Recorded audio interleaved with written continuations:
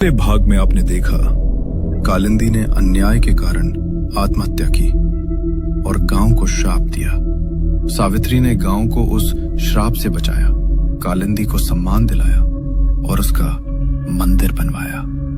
दिल्ली लौटते वक्त सावित्री की मुलाकात बस में स्वयं कालिंदी से होती है। कालिंदी उसे चेतावनी देती है कि कोई उसकी शक्तियों को बांध रहा है और गांव पर फिर से अंधेरा छाने वाला है। गांव में खोपड़ियां मिलती हैं। एक पुजारी का कत्ल हो जाता है। अचानक मंदिर में कालिंदी की मूर्ति टूट जाती है और एक भयानक हंसी गूंजती है।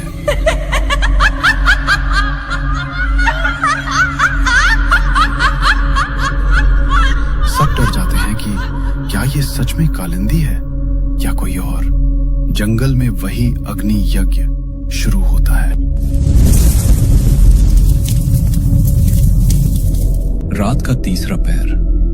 गांव के बीचों बीच बना कालिंदी का मंदिर अब नया और भव्य है। नई मूर्ति स्थापित की जा चुकी है। मंदिर में जलते दियों की लौ अचानक नीली पड़ने लगती है। कालिंदी की पत्थर की मूर्ति के गाल पर एक दरार पड़ती है। मूर्ति की आंख के कोने से गाढ़ा लाल खून की एक बूंद धीरे धीरे नीचे गिरती है। क्या कभी ऐसा हो सकता है कि जिस रक्षक को गांव ने भगवान बनाया, वही रक्षक एक दिन उनका काल बन जाए? क्या भक्ति और आतंक के बीच की लकीर मिटने वाली है? सावित्री दिल्ली से वापस गांव लौट आई है। वो बस स्टैंड से पैदल ही मंदिर की ओर जा रही है। गांव का माहौल उसे बदला बदला सा लग रहा है। लोग उसे देखकर मुस्कुरा तो रहे हैं, पर उनकी आंखों में एक अनजाना डर है। सावित्री मंदिर के पास पहुंचती है। नई मूर्ति को देखकर वो सोचती है, मूर्ति तो बहुत सुंदर बनी है, पर बस में कालिंदी ने मुझसे जो कहा था, वो चेहरा, वो आवाज मुझे सोने नहीं देती। वो आएगा और सब तबाह कर देगा। आखिर कौन आने वाला है? सूरज की पहली किरण के साथ गांव वाले मंदिर में जमा है। मंदिर में आरती की तैयारी हो रही है। सावित्री गांव वालों से बातें कर रही है। जब से कालिंदी माँ का मंदिर बना है, गांव में खुशहाली लौट आई है। हाँ, अब हमारी बहू बेटियों को किसी का डर नहीं। सावित्री मुस्कुरा रही है। उसे लगता है कि उसकी मेहनत रंग लाई, लेकिन तभी बाहर से चीखने चिल्लाने की आवाजें आती हैं। पूरा गांव रघु के घर की ओर दौड़ता है। कमरे के भीतर का मंजर खौफनाक है। रघु की पत्नी जमीन पर बैठी छाती पीट कर रो रही है। उसकी गोद में उसका 3 महीने का बच्चा है, बिल्कुल सफेद पड़ा हुआ, बेजान। क्या हुआ रघु? कल शाम तो बच्चा बिल्कुल ठीक था। पता नहीं सावित्री जी, रात को दूध पीकर सोया था, पर सुबह उठा ही नहीं। डॉक्टर कह रहे हैं कि इसके शरीर में खून की एक बूंद भी नहीं बची, जैसे किसी ने सारा खून सोख लिया हो। सावित्री बच्चे के पास झुकती है। उसकी गर्दन पर देखती है। वहां 2 छोटे नीले निशान हैं। सावित्री की नजर फर्श पर पड़ती है। खिड़की से लेकर पाल्ले तक गीली मिट्टी के नन्हे और सुर्ख लाल पैरों के निशान बने हैं। ये वही निशान है, वही खौफ। कालिंदी माँ नाराज हो गई है। हमने उनका मंदिर बनाया, उनकी पूजा की, फिर भी वो हमारे बच्चों को मार रही हैं। गांव में अफरा तफरी मच जाती है। लोग कालिंदी के मंदिर की तरफ नफरत और डर भरी नजरों से देखने लगते हैं। नहीं, कालिंदी ऐसा नहीं कर सकती। उसने कसम खाई थी कि वो रक्षक बनेगी। लेकिन गांव वाले अब सुनने को तैयार नहीं थे। उसी वक्त सावित्री मंदिर के पुराने पुजारी को ढूंढने निकलती है, जो मंदिर की मूर्ति टूटने के बाद से गायब है। वो गांव के बाहर पुराने खंडहरों और शमशान की ओर जाती है। उसे वहां कोई नहीं मिलता, पर जमीन पर उसे वही खोपड़ियां मिलती हैं जिनका जिक्र गांव वालों ने किया था। सावित्री को महसूस होता है कि कोई उसका पीछा कर रहा है। वो पीछे मुड़ती है, पर वहां कोई नहीं होता। बस एक डरावनी सरसराहट सुनाई देती है। उसे एहसास होता है कि गांव में पुजारी का गायब होना कोई इत्तेफाक नहीं है। कोई उसे सच्चाई बताने से रोक रहा है। दूसरी ओर ठाकुर धर्मवीर अपनी हवेली की बालकनी में खड़ा होकर गांव का मंजर देख रहा है। उसके चेहरे पर एक कुटिल मुस्कान है। वह अपने हाथ में पकड़ी एक पुरानी चांदी की डिब्बी को सहलाता है। उस डिब्बी के भीतर से किसी के सिसकने की आवाज आ रही है। सावित्री अपनी खिड़की से दूर जंगल की तरफ देखती है, जहां एक पहाड़ी पर आग की लपटें उठ रही हैं। वहां कोई मंत्र पढ़ रहा है, एक ऐसी आवाज जो बरसों पुरानी है। ये कालिंदी नहीं है, कोई और है जो कालिंदी के नाम पर मौत का खेल खेल रहा है। तभी मंदिर की तरफ से एक जोर का धमाका होता है। मंदिर का विशाल घंटा बिना किसी के छुए बजने लगता है। गांव वाले मंदिर की तरफ भागते हैं और देखते हैं कि कालिंदी की मूर्ति की आंखों से काला गाढ़ा तरल बह रहा है। आसमान में बिजली कड़कती है। सावित्री को मंदिर की छत पर एक साया दिखाई देता है। क्या ये कालिंदी का दुख है या गांव के विनाश का संकेत? कौन हो तुम? क्यों कर रहे हो ये सब? तभी एक भयानक हंसी पूरे गांव में गूंजती है और वो साया गायब हो जाता है। गांव के लोग मशालें और कुल्हाड़ियां लेकर मंदिर के बाहर जमा है। हटाओ इस मूर्ति को। हमें नहीं चाहिए ऐसी देवी जो हमारे ही बच्चों का खून पी जाए। सावित्री ने हमें धोखा दिया। उसने एक डायन को मंदिर में बिठा दिया। सावित्री भीड़ के सामने खड़ी होती है। उसकी आंखों में आंसू है, पर आवाज में दृढ़ता है। रुक जाइए। आप लोग जो देख रहे हैं वो सच नहीं है। कालिंदी ने कसम खाई थी, वो रक्षक है।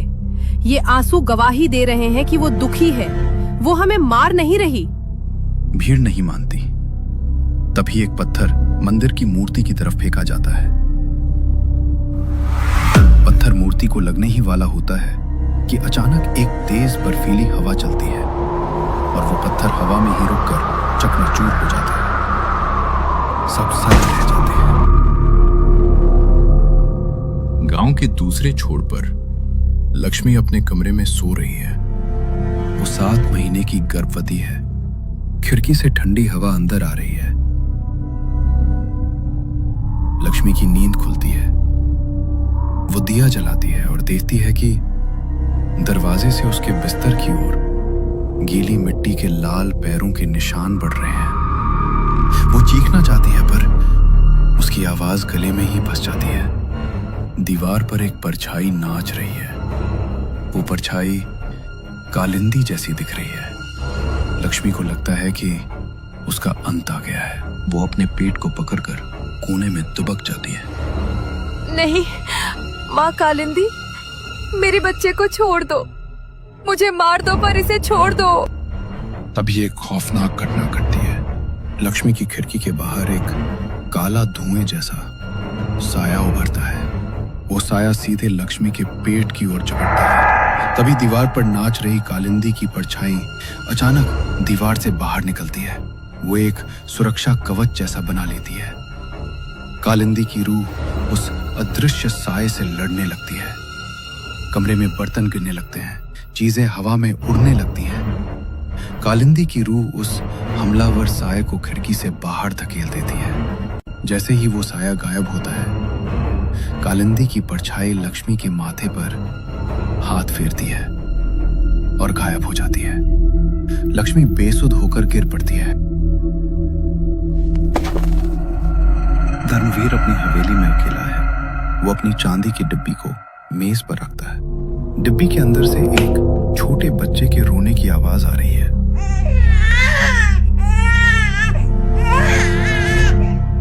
रो मत कालिंदी के बच्चे, अभी तो तुझे और भी बच्चों का खेल खत्म करना है। जितना तू गांव में तबाही मचाएगा, उतनी कालिंदी बदनाम होगी। गांव वाले उसी को राक्षस समझेंगे और मेरा पाप हमेशा के लिए मिट्टी में दब जाएगा। सुबह सावित्री लक्ष्मी के घर पहुंचती है। लक्ष्मी खुश में है पर बहुत डरी हुई है। सावित्री जी, कालिंदी आई थी। उसके पैरों के निशान यहाँ थे। उसने मुझे डराया। देखा, अब लक्ष्मी के बच्चे की बारी है। सावित्री, अब भी तुम उसे रक्षक कहोगी? सावित्री कमरे का मुआयना करती है।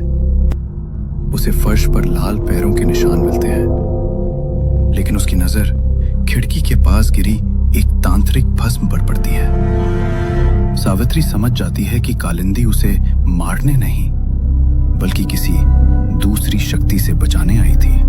तभी सावित्री की नजर पुराने पीपल के पेड़ के नीचे बैठे एक साए पर पड़ती है। वो पुराना पुजारी है। पंडित जी, आप कहाँ थे? देखिए गांव में क्या हो रहा है। सावित्री, बहुत देर हो गई। संतुलन टूट चुका है। जो तुम देख रही हो वो कालिंदी नहीं है, वो कालिंदी का बच्चा है। सावित्री चौंक जाती है। धर्मवीर ने उस बच्चे की रूह को अपनी तांत्रिक माया में कैद कर लिया है। वो उसी मासूम रूह से बच्चों की जान ले रहा है ताकि कालिंदी बदनाम हो जाए। सावित्री पुजारी को लेकर मंदिर पहुंचती है। मंदिर में गांव वालों की भीड़ है। रुक जाइए, अनर्थ मत कीजिए। पुजारी जी मिल गए हैं। कालिंदी हमें मार नहीं रही। बहुत हुआ सावित्री, आज ये मंदिर नहीं बचेगा। जैसे ही एक ग्रामीण अपनी जलती हुई मशाल मंदिर की ओर फेंकता है, पूरा वातावरण अचानक बदल जाता है। मशाल हवा में ही रुक जाती है। अगले ही पल उसकी आग का रंग गहरा नीला हो जाता है। तेज बवंडर उठता है। तभी मंदिर के भीतर से एक चीख गूंजती है। देखो, वो जाग रही है। ये उसकी ममता का रौद्र रूप है। मंदिर के शिखर पर सफेद धुएं के बीच कालिंदी की रूह प्रकट होती है। उसकी आंखें अंगारे की तरह लाल हैं। उसके पास एक छोटा धुंधला साया खड़ा है, उसका बच्चा। वो जंजीर, पुजारी जी, वो बच्चा जंजीर से बंधा है। कालिंदी अपने बच्चे को छूने की कोशिश करती है, लेकिन बच्चे की रूह चीख पड़ती है और कालिंदी को बिजली का झटका लगता है। ये देखकर कालिंदी का दुख प्रलयकारी क्रोध में बदल जाता है।